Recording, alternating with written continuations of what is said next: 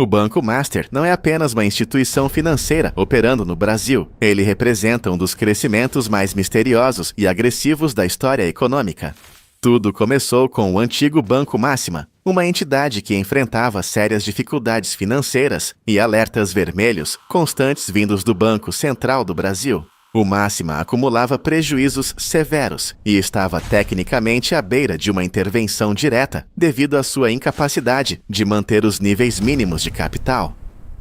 Daniel Vorcaro assumiu o controle total da instituição e iniciou uma transformação radical, mudando o nome para Master e injetando visões de mercado ousadas. A estratégia inicial consistia em adquirir ativos estressados e créditos tributários de outras empresas, inflando o balanço contábil com promessas de lucros futuros incertos. O mercado financeiro observou com desconfiança como um banco quase falido conseguiu reportar lucros bilionários em um intervalo de tempo incrivelmente curto e recorde. Investigações da Comissão de Valores Mobiliários apontaram para operações atípicas envolvendo fundos de investimento que compravam papéis emitidos pelo próprio grupo do Banco Master. O grande escândalo envolve o uso sistemático de fundos de pensão municipais para sustentar investimentos de altíssimo risco e baixíssima liquidez no mercado real. Gestores de previdência de pequenas prefeituras foram seduzidos por promessas de retornos muito acima da média, colocando em risco o futuro de milhares de servidores. Muitos desses fundos municipais, conhecidos como RPPS, investiram em cotas de fundos que possuíam ativos ligados diretamente a projetos imobiliários e de infraestrutura duvidosos. A CVM detectou que as avaliações desses ativos eram frequentemente infladas artificialmente, criando uma ilusão de patrimônio que não existia fisicamente no mundo real. A conexão com a empresa BWA, envolvida em fraudes de criptomoedas, trouxe ainda mais sombras para a reputação contábil e ética do novo Banco Master. Investidores começaram a questionar se o Master era uma instituição sólida ou apenas uma complexa engenharia de movimentação de créditos podres entre empresas ligadas. A aquisição do Banco Indusval, outra entidade que enfrentava sérios problemas, serviu para consolidar ainda mais a imagem de salvador de instituições financeiras em colapso. O Master utilizava a reavaliação de créditos tributários do Indusval para gerar um lucro contábil imediato, sem necessariamente injetar dinheiro novo no caixa operacional. Essa mágica contábil permitia que o banco apresentasse resultados maravilhosos aos órgãos reguladores, enquanto o risco real permanecia escondido sob camadas de burocracia. Auditorias independentes começaram a emitir ressalvas graves sobre a qualidade dos ativos, alertando que a liquidez imediata do banco poderia ser uma ilusão passageira. A relação próxima entre o banco e figuras políticas influentes levantou suspeitas sobre a facilidade com que a instituição conseguia contratos e captações de recursos. Em diversos estados brasileiros, o Banco Master avançou sobre o crédito consignado de servidores públicos, garantindo uma fonte de receita estável e de baixo risco.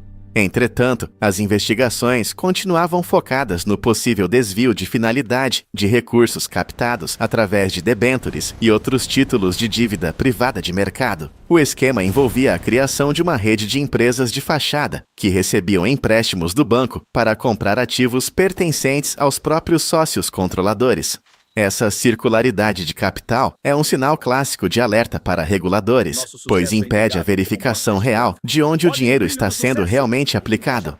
Daniel Vorcaro defende que o banco é uma operação legítima de recuperação de ativos e que as críticas são fruto de inveja do mercado financeiro. Contudo, os processos na CVM continuam acumulando evidências de que houve manipulação de preços em diversos fundos de investimento administrados pela instituição financeira Master. O impacto de um possível colapso do Banco Master seria devastador para centenas de prefeituras que dependem dos rendimentos de seus fundos de previdência. Se os ativos subjacentes não valem o que está nos balanços, as aposentadorias de milhares de brasileiros podem simplesmente desaparecer em um buraco negro contábil. A imprensa financeira começou a comparar o caso com outros escândalos históricos de bancos que usaram contabilidade criativa para esconder buracos financeiros gigantescos e fatais. O Banco Central aumentou a vigilância sobre a exposição do Master a riscos sistêmicos, exigindo garantias reais muito mais sólidas do que os créditos tributários. A recente aquisição do Will Bank mostrou que o Master pretende dominar o varejo digital, tentando diluir seus riscos em uma base enorme de clientes. A estratégia de expansão acelerada serve como uma cortina de fumaça para os problemas estruturais que ainda assombram os bastidores da alta cúpula do banco. Cada nova aquisição traz novos créditos e novas possibilidades de reavaliação contábil, mantendo a roda girando antes que a liquidez real seja testada seriamente. Os críticos afirmam que o Banco Master opera no limite da legalidade, explorando brechas regulatórias que permitem a valorização subjetiva de ativos de difícil venda.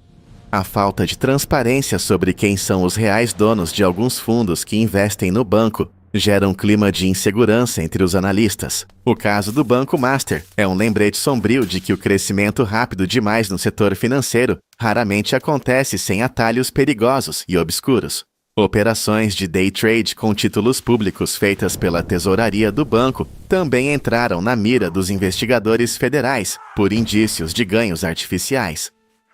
Enquanto os lucros batem recordes, as multas e processos administrativos crescem na mesma proporção, desenhando um cenário de guerra jurídica constante entre banco e Estado.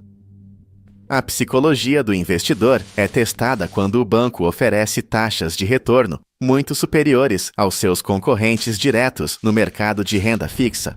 O risco é ignorado por muitos que buscam lucro fácil, esquecendo que no mundo financeiro não existe almoço grátis ou ganhos sem riscos proporcionais altos. A estrutura de capital do Master é um castelo de cartas montado sobre promessas de recebíveis, que podem nunca se materializar em dinheiro vivo e real.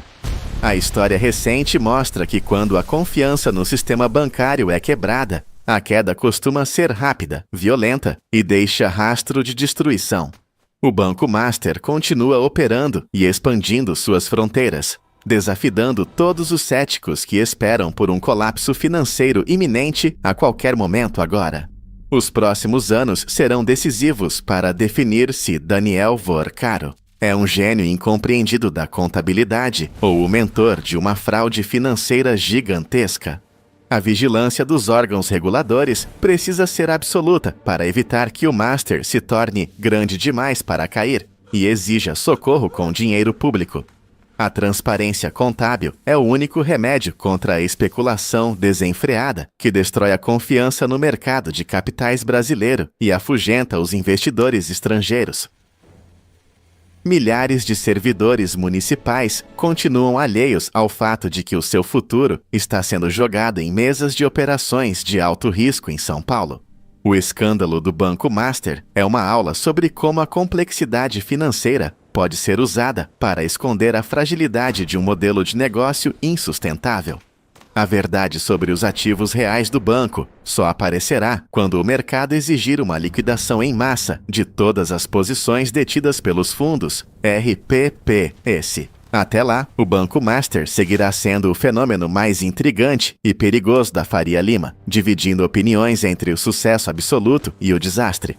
O silêncio de algumas autoridades sobre as denúncias de manipulação levanta questões sobre a independência das agências reguladoras diante de grupos econômicos poderosos e influentes. O sistema financeiro exige confiança mútua, mas o histórico do Master gera uma sombra de dúvida que dificilmente será apagada sem uma auditoria forense total.